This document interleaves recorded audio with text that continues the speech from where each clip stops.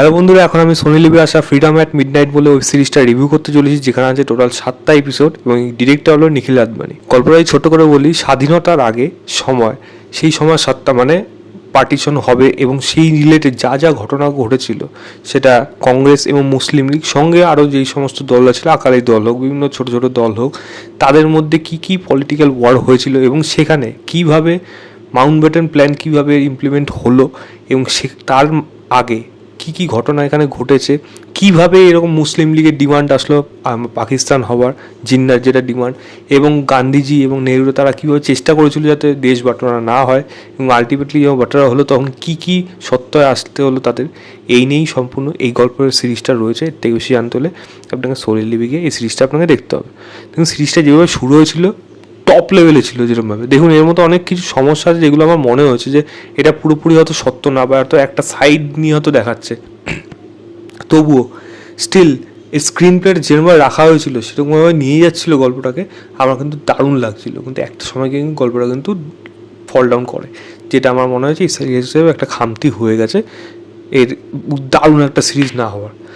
ভালো দিক অনেকগুলো রয়েছে যেগুলো নিয়ে আমি আলোচনা করব। প্রথম জিনিস হলো এর ওয়ে অফ প্রেজেন্ট, মানে এখানে যেরকম ন্যারেট করা হচ্ছে গল্পটা নন লিনিয়ার ওয়েতে বিভিন্ন সময়ের ঘটনা দেখিয়ে, সেটা কিন্তু বেশ ভালো। সেই সময় রিক্রিয়েটটা করতে পেরেছে ওই সময়টাকে, তো তার জন্য costume design, set design, cinematography, এগুলো প্রত্যেকটা জিনিস কিন্তু এই সিরিজের জন্য বেশ ভালো হয়েছে, যার জন্য দেখতে খুব ভালো লাগছে। এবং ড্রামা, বিশেষ করে তো ড্রামা, তো ড্রামাটাকে বিল্ড আপ করার জন্য সেরকম স্টেজিং দরকার, সেরকম ক্যামেরা ওয়ার্ক দরকার, সেরকম ইমোশনগুলোকে তোলার দরকার, যে ক্যামেরা কোনভাবে শটটাকে নেবে, একজন মানুষের ইমোশনটা কীভাবে নেবে, এবং সেরকমই ব্যাকগ্রাউন্ড মিউজিক। এই সিরিজে ব্যাকগ্রাউন্ড মিউজিক তুখর হয়েছে, দারুণ হয়েছে, মানে আপলিফ্ট করছে পুরো লিমিটটাকে, দারুণ জায়গায় নিয়ে যাচ্ছে ব্যাকগ্রাউন্ড মিউজিক। এবং সঙ্গে এখানে ড্রামার প্রসঙ্গগুলো যেগুলো আছে সেগুলো পারফেক্টভাবে ওয়ার্ক করছে। কারণ এই যে এই সময়ের ঘটনা, আমরা যে হুট করে দোষ দিয়ে দিই বাটোয়ারা হয়েছে, ওই সময় তাদের মাথায় তখন কী ঘটনা চারিপাশে কী ঘটনা চলছে এবং সেখানে তাদের কোন বেসিসের উপর তাদের এই ডিসিশনগুলো নিতে হচ্ছে। মাউন্টব্যাটেনকে যদি সবাই দোষী বলে, মাউন্টব্যাটেন কী হিসাবে এই সত্তায় এসেছিলো, তার আগে সে কী কী চেষ্টা করেছিল, লেডি মাউন্টব্যাটেন কেন এরকম ভেঙে পড়েছিল, এগুলো প্রত্যেকটা জিনিস কিন্তু এই গল্পের মধ্যে রয়েছে, যেগুলো আপনি কিন্তু মিস করতে পারবেন না। তো আমার মনে হয় খুব ডিটেল রিসার্চের সাথে কিন্তু এই গল্পটা লেখা হয়েছে, যেটা এই গল্পের মানে এই সিরিজের মধ্যে উঠে এসছে গল্পের বই থেকে। আমার মনে হয় সেগুলো বেশ ভালো লাগবে।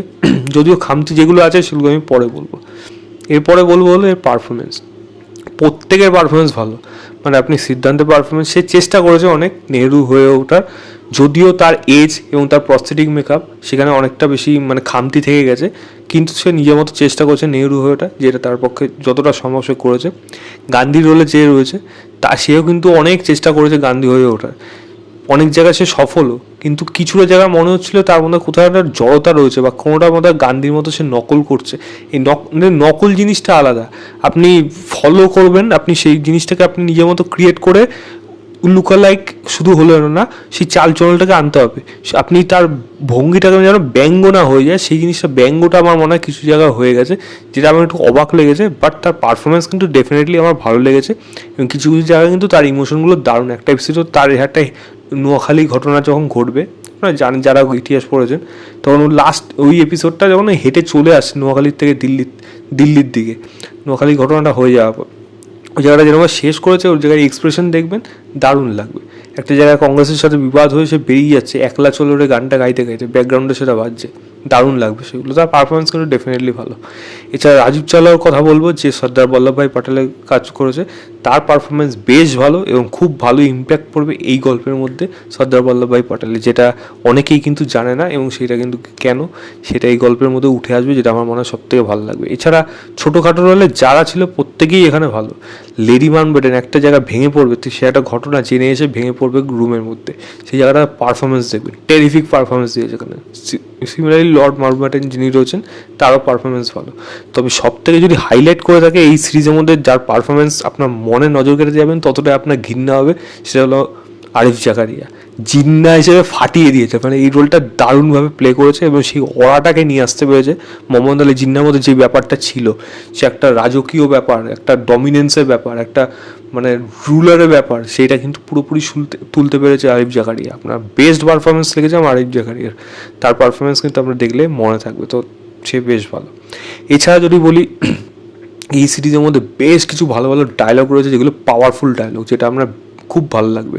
এই যেগুলো দেখতে যখন ড্রামাটাকে আপনি পুরোপুরি সলভ করে নেবেন, মানে বুঝতে পারবেন যে ড্রামাটা কোন জায়গায় নিয়ে যাচ্ছে, সেই সময় একটা পাওয়ার একটা ডায়লগ দেবে, আপনার মনে হয় কী দিল ভাই এই জায়গাটা।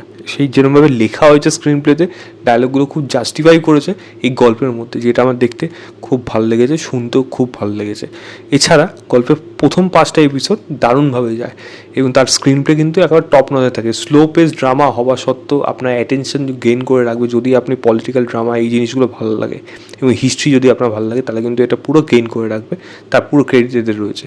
এছাড়া ছোটোখাটো অনেক জিনিস রয়েছে ডিটেলিংয়ের সাথে, যেগুলো ওই সময়কালটাকে নিয়ে আসছে, যেটা আমার কিন্তু এই সিরিজের মধ্যে বেশ ভালো লেগেছে। তবে খামতি থেকে গেছে এখানে কিছু কিছু জায়গায়, যেমন বললাম কাস্টিং হিসাবে সিদ্ধান্তকে, যে তার রোলটা কম বয়সী নেহরুতে অনেকটা মারিয়ে যাচ্ছে, কিন্তু বেশি বয়সী নেহরুতে তাকে একটু মনে হচ্ছে একটু যেন একটু অড লাগছে বা একটু অবাক লাগছে, যেন হচ্ছে না ব্যাপারটা, এরকম একটা ব্যাপার চলে আসছে।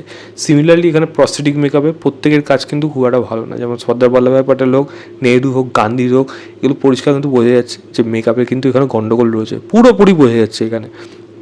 এছাড়া ওই সময় রিক্রেট যেই সময়টা ঘটনা বলা হচ্ছে 37, তারও আগের মানে 1919 হোক 20 হোক, ওই সময় বলা হচ্ছে, বাট যেই সময়তে গল্পটা শুরু হলো, এই সময় সত্তা চেঞ্জ হবে, মুসলিম লীগ আসলো, সেই সময় সুভাষচন্দ্র বোসের নামটা কেন একবারও আসলো না আমি গল্পের মধ্যে, আমার এটা অবাক লাগলো।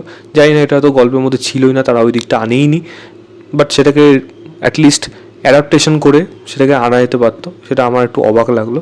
এবং কিছু জিনিস আছে যেগুলো যেমন একটা ওয়ান সাইডে দেখানো যায়, দাঙ্গা হয়েছে নোয়াখালী হোক বা পাঞ্জাবের রাওয়ালপিন্ডি, যে কোনো জায়গায় হোক, সেগুলো দেখানো হচ্ছে। ওয়ান সাইডের দাঙ্গা হচ্ছে, মানে যে দাঙ্গাগুলো হচ্ছে তারা শুধু মুসলিমরা করছে এবং হিন্দু এবং কোথাও শিখ, তারা সেখানে মানে পীড়িত হচ্ছে। কিন্তু উল্টোটাও কিন্তু হয়েছে, কিন্তু সেই জিনিসটা কিন্তু এখানে দেখানো হয়নি। কেন জিনিসটা ওয়ান সাইডেড হয়ে গেল?